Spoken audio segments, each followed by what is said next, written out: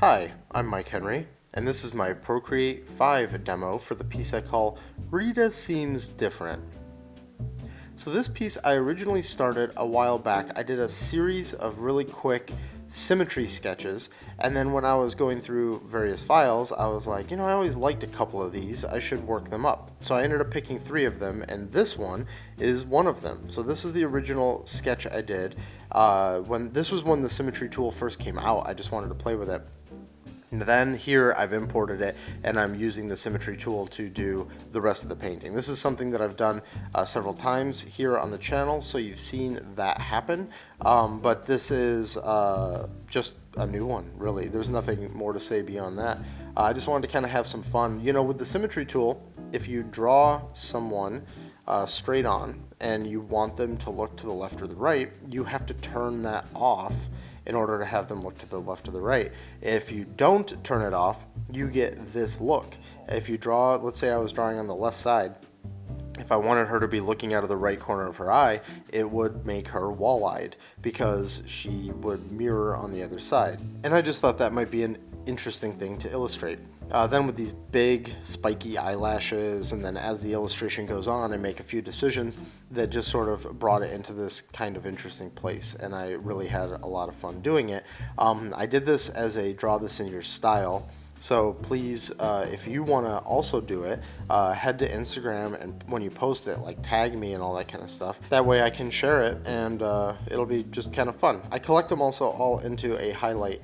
So if you go to my Instagram page, channel, whatever it's called, profile, bio, you'll see the previous Draw This in Your Styles where I collect everybody's. So I've only done 2 before this one, so this is the 3rd one, and I just think it's kind of a fun one to riff on. People have been doing some pretty crazy things with it, which is just awesome to see. So now for the actual painting methods on this.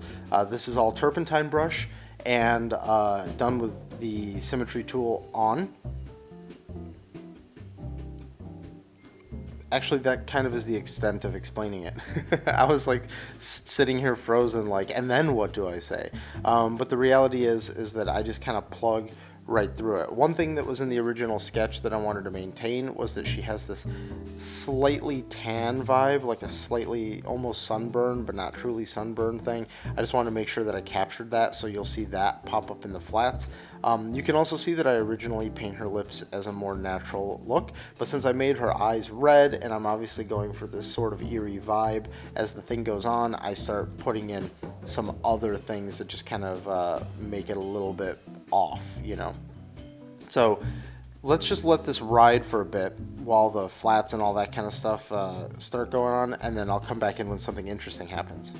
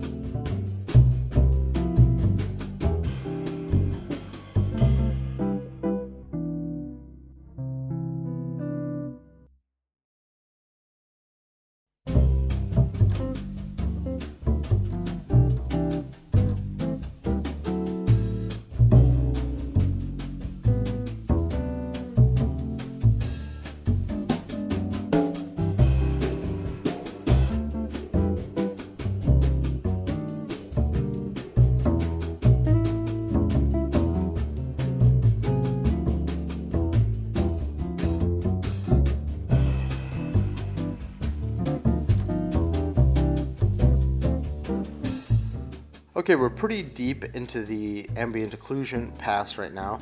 Because of her being straight on, you know that everything, and symmetrical, you know that everything is going to be symmetrical.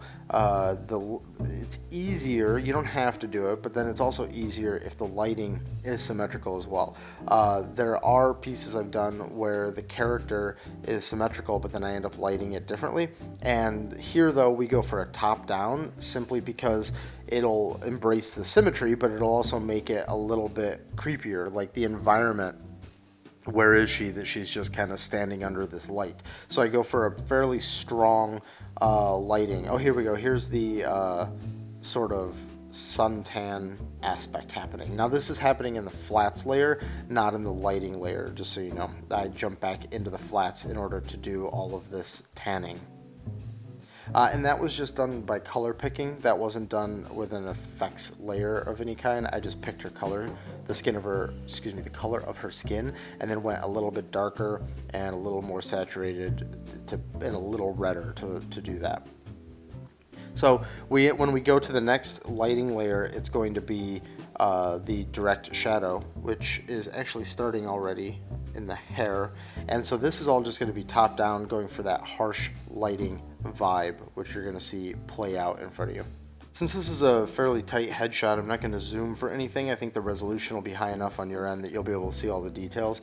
But there's the only things that happen in this, it's a really straightforward piece, is we do the AO layer, then we do the direct light layer, and then we do a lighting layer. The lighting layer, oh, there's another example, as I've pointed out in the past, where I lowered the opacity of her body skin so that I could see the separation of her neck and her body, her chin and her body. And then the light layer is going to be blue. You can see the blue that I've got in the shine on her eyes. That's what I end up using as my main lighting. And so we put that in just as a normal layer that has its lowered opacity.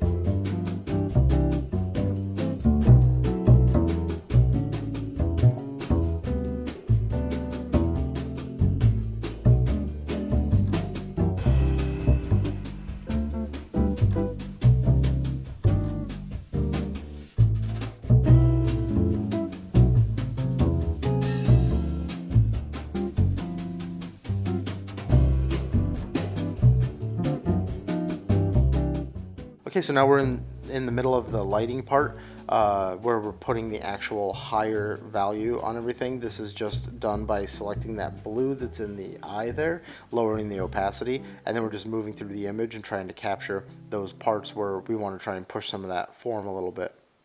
You can also see it works well on that reflection on the eye, and we also will do a pass where we go through and we do a bunch of bounce lights. This is what's happening right now. You can see underneath her chin there, and on her lips, on her eyes, and eventually it'll also be like on her nose. We're going through and we're just on a layer on top of everything. We're color picking and then painting directly on. So unfortunately, that's the only layer that doesn't get easily adjusted, but it's not that big a deal. So like for instance, if you wanted to completely change her skin tone or her eye color or her hair and you wanted to just color shift those flats, unfortunately that could impact that particular layer where you're layering in all the bounce. Okay, so now you're seeing a bunch of crazy stuff happening. You're seeing some chromatic aberration things happening. We're going to actually talk about that in this video. At the end, we're going to do a demo on a new version of chromatic aberration that I learned that you can actually do in Procreate. So it's going to be pretty awesome. What you're seeing though on the image here is you're seeing me not only learn that, I'm tweaking it and playing with it and trying to figure out how I'm going to do it. I'm also doing some color balance adjustments. You can see that this is very warm, and then like her hair is almost like a straight, it's not completely desaturated black, but it feels that way. And so I'll throw a color balance pass on it to try and get those colors a little bit more interesting at the very end before I do the chromatic aberration pass. Right now I'm just doing some finer detail tweaks and making sure that everything is just at the level that I want it to be. I'll also throw in a few things just to break some of the symmetry, not a ton. I don't make this one too like tricking you about the symmetry, but I just throw a few in. Here I'm doing some extra contouring on the nose. You can see I changed the lip color here, and I put some extra makeup around the eyes, and I'm just trying to make her a little bit more interesting overall. And there you also see the hair swooping down in the front. We'll get an arcing one in the back and make sure that shadow's there, all that kind of stuff, just to break that symmetry a little bit.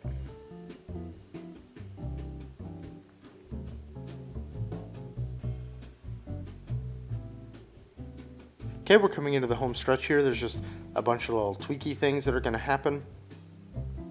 We're going to see the background get a little tweaked. We're going to put like an outline around the background, or around the character. That's what's happening right now. There's a lighter color happening. You can see it maybe. I don't know. And then last minute, we're going to have that chromatic aberration flipped on. There it is right there. And this here is where it stops. But let's zoom in for a second so that we can see how intense that chromatic aberration is. How do we do that? Well, let's take a look.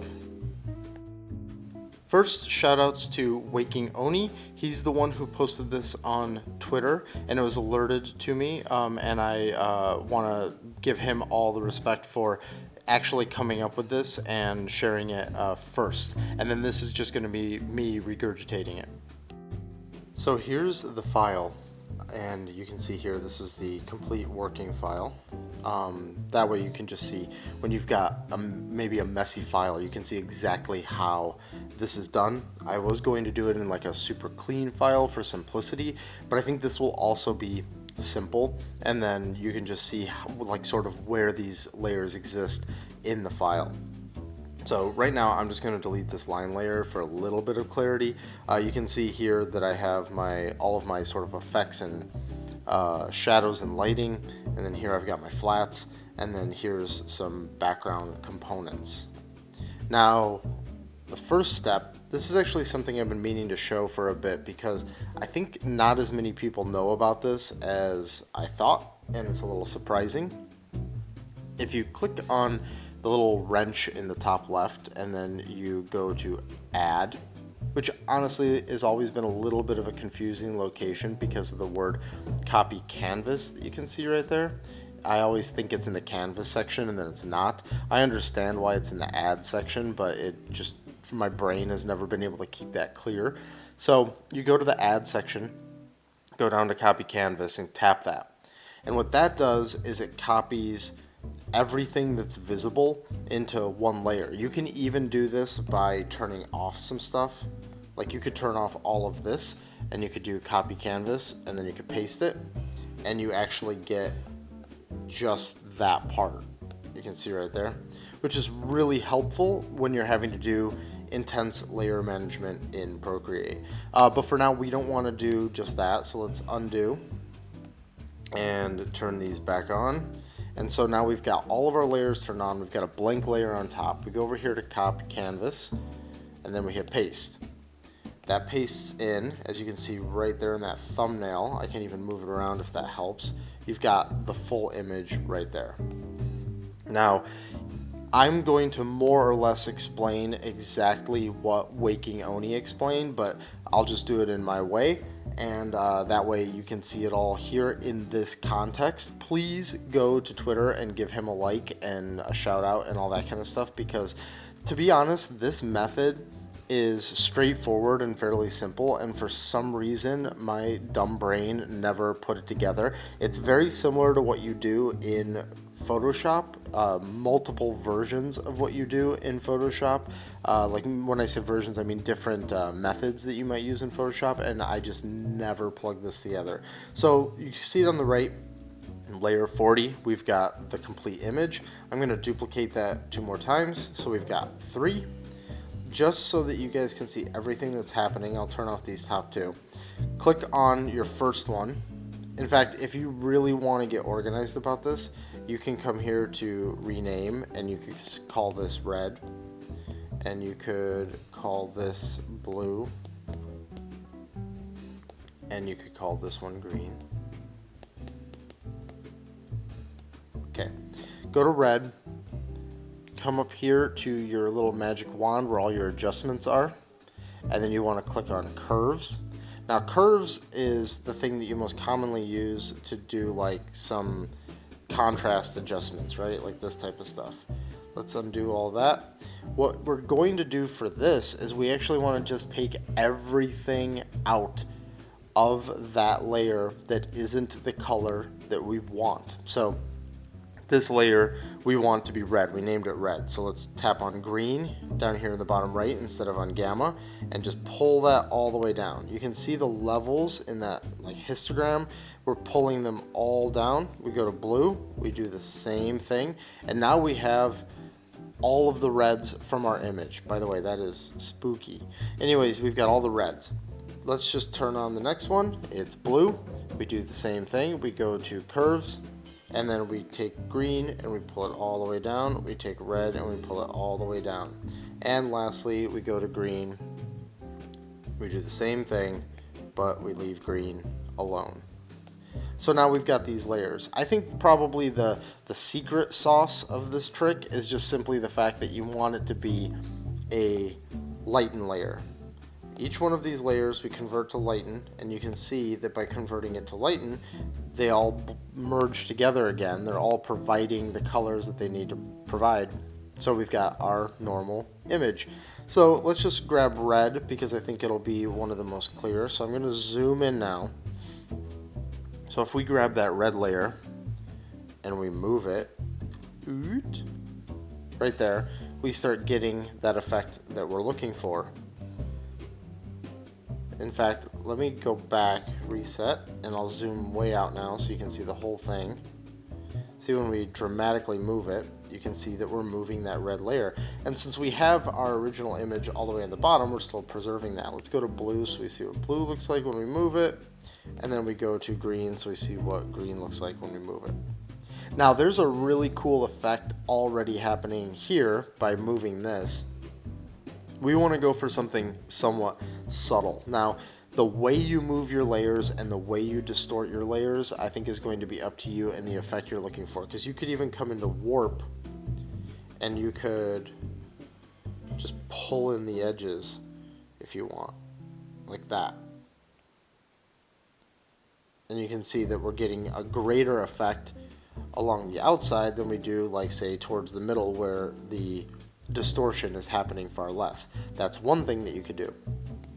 For the sake of this demo, we're just going to scoot these layers a little bit and just play with that so you can see what happens. So I'm going to go to uniform.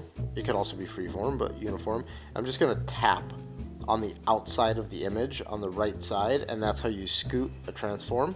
So I tapped twice, and you can already see the dramatic change we're getting there. I'm going to go to red, and I'm going to zoom over here and tap twice on this side. You can see what's happening. And let's just, I don't know, go up. Why not, right? Tap twice.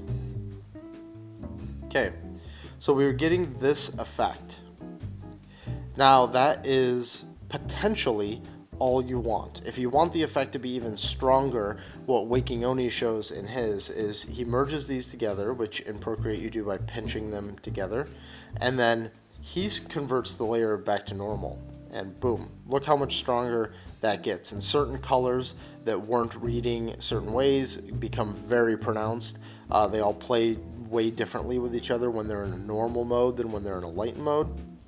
And I mean, if you really want to, you could even start doing all the things like adjusting opacity because you want it to be stronger or lighter. I find that with the chromatic aberration, the adjusting opacity isn't necessarily going to get me what I want, but it's different for everyone in their illustrations and how strong they want these effects to be.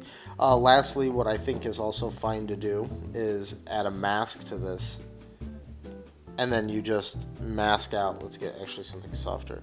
You mask out things like maybe where you don't want it to be. Maybe you don't want it to be that strong in the eyes, so you pull it away from the eyes, but then other aspects of it stay aberrated. Maybe you even do something where you just fill the whole thing in black, switch to white, and then you like only bring it in where you want it by painting with white again. And so now we're getting, why are we not getting, oh yeah, there we go. It's just, you can see it. So that is the new chromatic aberration trick for Procreate that I've been using. I've actually been doing a couple of pieces where I'm specifically doing them where I want that vibe. Again, some illustrators actually use it on everything because they're going for kind of a cinematic vibe. They want to capture what the lens might do. Others save it for something that's like futuristic or trippy or whatever.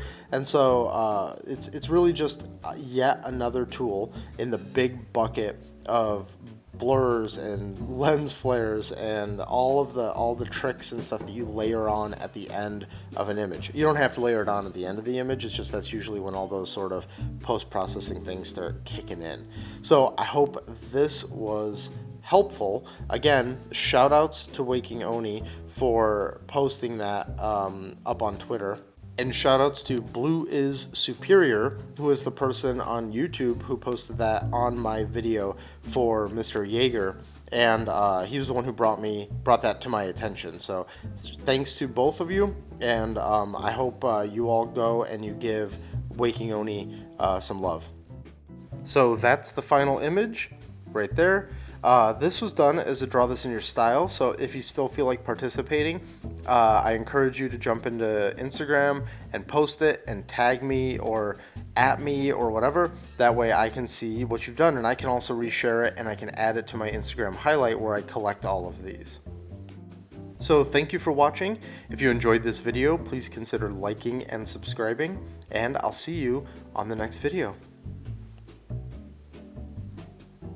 And if you're looking for me on the internet, these are the places where you can find me.